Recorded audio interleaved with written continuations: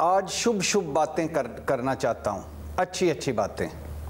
आज मैं fry pan से कपड़े इस्त्री करने की कहानी, मेरी बैरून मुल्क क्या अंदरून मुल्क कोई जायदाद नहीं, ये कहानी, कैलबरी फाउंड कहानी, ट्रस्ट डीड किससे, इन पर बात नहीं करूँगा या ये याद नहीं दिलाऊँगा।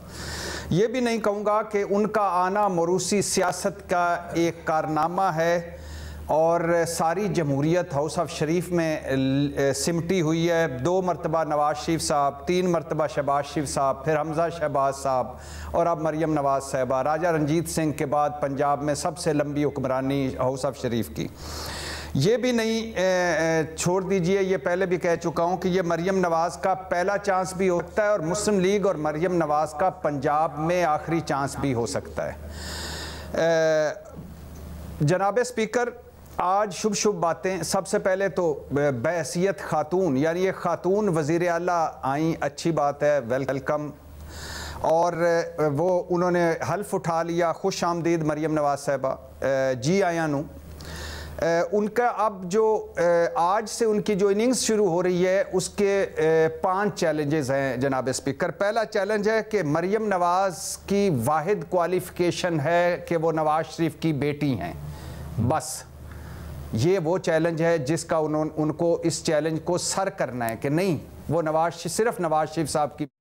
दूसरा बड़ा चैलेंज है ना तजर्बेकारी, एक दिन भी कोई हुकूमती ओहदा उनके पास नहीं रहा, कहीं काम नहीं किया, और ये बहुत बड़ा है, उनके लिए एक चैलेंज होगा।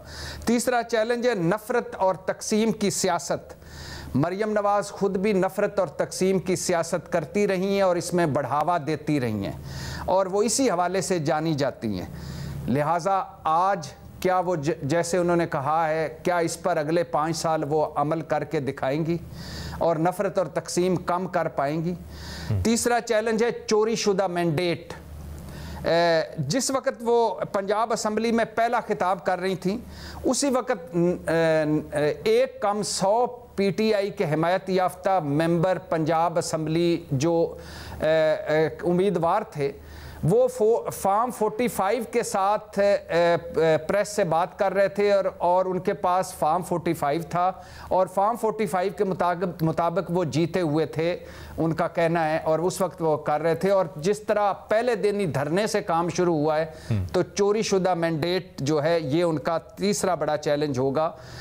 और इस पर शेर भी याद आ गया है कि ताज़ा इजाद हुई है मेरी बस्ती में ये रस्म, फतह का जश्न मना लेते हैं हारे हुए लोग। अच्छा, चौथा चैलेंज है बदले की सियासत, इंतकामी सियासत, टिट फॉर टैट की सियासत, सियासी इंतहा पसंदी, और मरियम नवाज़ यकीनन इसमें आज जैसे उन्होंने तकरीर की है कमी करेंगी। और 5वां चैलेंज है मजबूत अपोजिशन, और ज़ाहिर है पंजाब असम्बली है और एक मजबूत अपोजिशन और दूसरा आधा पाकिस्तान, मतलब इतना बड़ा सूबा और ना तजर्बाकार मरियम नवाज। तो जनाब, अच्छा 10 में से आप कितना रेट करेंगे इस खिताब को? अगर जी उसी तरफ आ रहा हूँ जनाब स्पीकर। ये मुल्क अच्छा हाँ, जिस वक्त असम्बलीज में खिताब करने से ज़रा देर पहले, एक खातून वज़ीर आला बनने से कुछ देर पहले, जिस तरह आज असम्बली में आते हुए या उन्होंने अज़मा कारदार के बाजू पकड़कर झटका, मेरी दरख्वास्त होगी मरियम नवाज़ से कि आइंदा वो ज़रा इस हवाले से, क्योंकि अब वो वज़ीर आला बन चुकी हैं, तो अगर वो ख़वातीन उनकी रेड लाइन है तो अज़मा कारदार ने जो कुछ भी किया उनकी भी एक रेड लाइन है। अच्छा, आखिरी 2 जुमले जनाब कर दें भट्टी साहब, फिर हमने साफ़ी साहब की बात। जी मैं आप तकलीफ ज़्यादा नहीं दूंगा, ज़रा सुन लीजिएगा आखिरी 10 सेकंड। ये मुल्क खाली ज़हनों और खाली बातों का है, ये मुल्क हवाई किले बनाने और ख्याली पकाने का मुल्क है। ये मुल्क दावों, वादों, नावों, बड़कों और मंशूरों का कब्रिस्तान है। यहाँ अपने सियासतदानों को देखें तो लगता है तकरीरी मुकाबले में आए हुए हैं, बस खूबसूरत बातें अमली तौर पर कुछ नहीं, बस खूबसूरत तकरीरें अमली तौर पर कुछ नहीं। मरियम नवाज़ की तकरीरों, खूबसूरत बातों का वक्त गुजर गया, अमली तौर पर कुछ करने का वक्त आ गया। अब कोई चांस नहीं है, कोई लाइफ लाइन नहीं है। वेलकम इन इक़्तिदार क्लब, और लिहाजा मैं आज शुभ शुभ चूँकि बातें करनी है, अच्छी बातें करनी है,